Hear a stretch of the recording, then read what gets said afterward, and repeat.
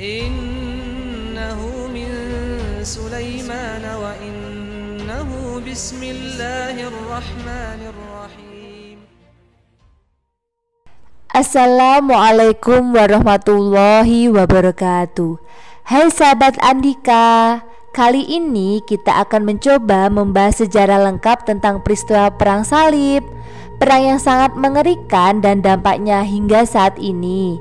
Sebelum kita mulai, jangan lupa terus dukung kami dengan klik tombol subscribe, like, dan share ya, biar semangat upload. Bayangkan sebuah pertempuran dahsyat yang berlangsung selama hampir 200 tahun, di mana darah mengalir di tanah suci, di mana nyawa menjadi taruhan, di mana agama, kekuasaan, dan ambisi bertabrakan dalam sebuah konflik yang mengubah sejarah dunia selamanya. Inilah Perang Salib, perang besar antara Kekaisaran Kristen Eropa melawan dunia Islam. Tapi tahukah Anda, di balik kisah heroik Salahuddin Al-Ayyubi ada banyak rahasia gelap, pengkhianatan, dan strategi brilian yang mungkin belum pernah Anda dengar sebelumnya. Siapa sebenarnya yang memulai Perang Salib? Mengapa Yerusalem begitu diperebutkan? Dan bagaimana umat Islam akhirnya bisa memenangkan perang ini? Semua akan kita bahas tuntas dalam video ini. Kita akan menyusuri sejarah panjang Perang Salib mulai dari akar penyebabnya.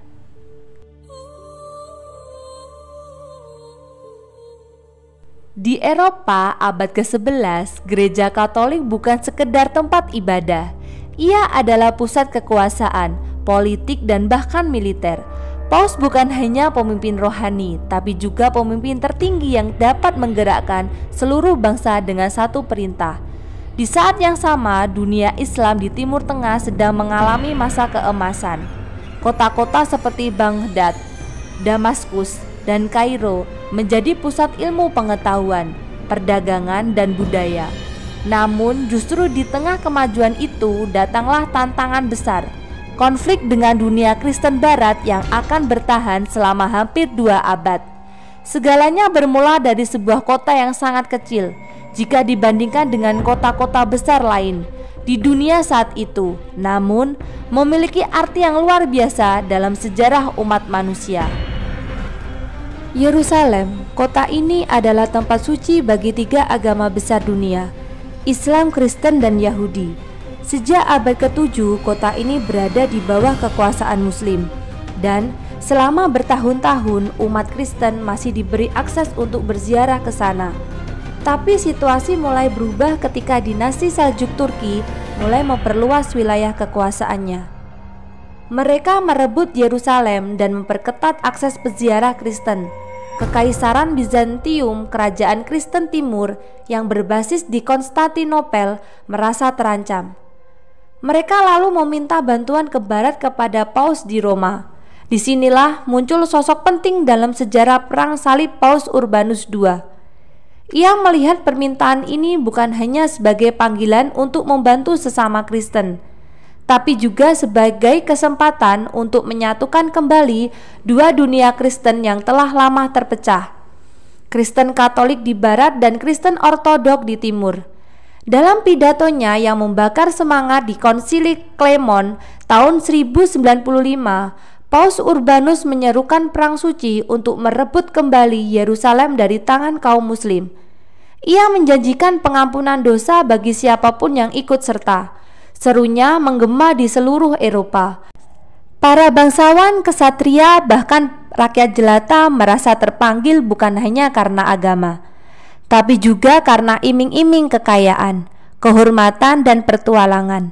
Perjalanan menuju Yerusalem bukan hanya yang mudah. Ribuan orang meninggalkan kampung halaman mereka, hanya di antaranya tanpa persiapan yang memadai.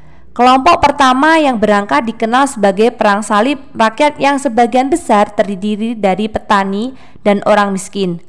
Mereka bahkan belum sampai ke Tanah Suci.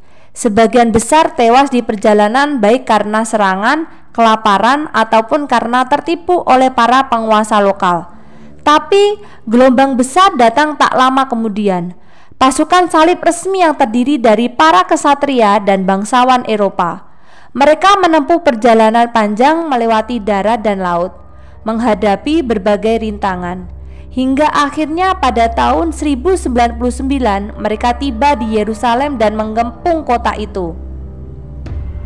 Pengepungan Yerusalem berlangsung selama beberapa minggu dan berakhir dengan kemenangan pasukan salib. Namun kemenangan ini dibayar dengan darah. Kota itu dibersihkan dari penduduk Muslim dan Yahudi melalui pembantaian besar-besaran. Menurut kesaksian sejarawan, saat itu darah mengalir hingga ke lutut di jalan-jalan kota suci. Inilah salah satu momen tergelap dalam sejarah perang salib di mana keyakinan dijadikan alasan untuk membunuh massal. Tapi dari sudut pandang Eropa saat itu, mereka telah berhasil dalam misi sucinya merebut kembali tanah suci. Pasca penaklukan Yerusalem, pasukan salib membentuk 4 negara Kristen baru di wilayah Timur Tengah: Kerajaan Yerusalem, Country Edessa, Principality Antioquia, dan Country Tripoli. Mereka membangun benteng-benteng memperkenalkan sistem feodalisme Eropa dan menjadikan Yerusalem sebagai pusat kerajaan Latin. Namun posisi mereka sangat rapuh. Di sekeliling mereka, dunia Islam mulai bangkit dan menyadari bahwa ini bukan konflik biasa, melainkan ancaman terhadap tanah dan keyakinan mereka. Respon dunia Islam awalnya lambat karena perpecahan internal. Namun setelah kejatuhan Country Edessa pada tahun 1144, dunia Kristen kembali mengguncang Timur Tengah melalui Perang Salib Kedua. Raja Louis VII dari Perancis dan Kaisar Konrad III dari Jerman memimpin langsung ekspedisi ini. Tapi karena kurangnya koordinasi, serangan ini gagal total. Mereka tidak berhasil merebut kota-kota penting dan justru mengalami kekalahan memalukan di Damaskus. Hal ini memperkuat kepercayaan dunia Islam bahwa Eropa tidak sekuat yang mereka kira. Di tengah kegagalan itu, muncullah sosok luar biasa dari pihak Muslim, Salahuddin Al-Ayyubi. Ia bukan hanya seorang jenderal, tapi seorang pemimpin visioner. Salahuddin memahami bahwa kekuatan dunia Islam akan muncul jika mereka bersatu. Ia mulai dengan menyatukan Mesir dan Suriah, lalu memperkuat pertahanan dan memperluas wilayah. Ia tidak terburu-buru menyerang Yerusalem, tapi menunggu waktu yang tepat. Hingga akhirnya pada tahun 1187 terjadi pertempuran Hattin. Dalam pertempuran ini, Salahuddin berhasil mengepung dan menghancurkan kekuatan utama pasukan salib. Banyak tokoh penting Kristen ditangkap, termasuk Raja Gui dari Luisan. Tak lama setelah itu, Yerusalem jatuh ke tangan Muslim. Yang membedakan Salahuddin dari pemimpin lain adalah sikapnya setelah kemenangan. Ia tidak mengulang kekejaman pasukan salib tahun 1099. Ia membuka pintu kota bagi warga Kristen yang ingin pergi dengan damai dan bahkan memberikan pengampunan. Ia membiarkan gereja-gereja tetap berdiri dan mengizinkan ziarah Kristen. Kebesaran hati ini membuatnya dihormati bukan hanya oleh Muslim, tapi juga oleh banyak orang Kristen di Eropa. Namun, Eropa tidak tinggal diam. Mereka mengirimkan gelombang besar berikutnya. Perang Salib Ketiga dipimpin oleh 3 tokoh besar: Richard de Lionheart dari Inggris, Frederick Barbarossa dari Jerman, dan Philip II dari Perancis. Perang ini penuh dengan drama, diplomasi, dan pertarungan hebat. Frederick meninggal dalam perjalanan.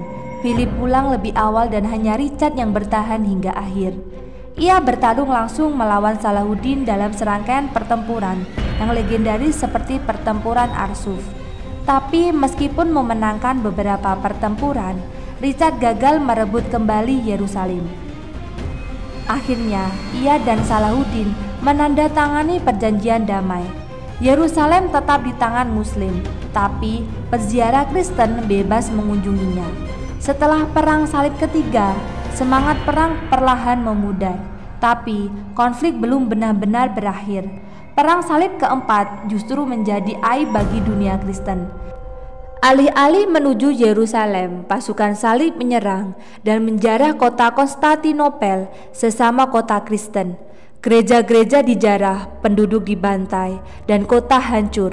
Ini memperdalam jurang antara Kristen Katolik dan Ortodok yang mendampaknya terasa hingga hari ini.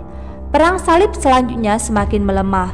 Perang salib kelima dan keenam mencoba menguasai Mesir tapi gagal. Perang salib ke-7 dan ke-8 yang dipimpin oleh Raja Louis Napon dari Prancis juga mengalami kegagalan.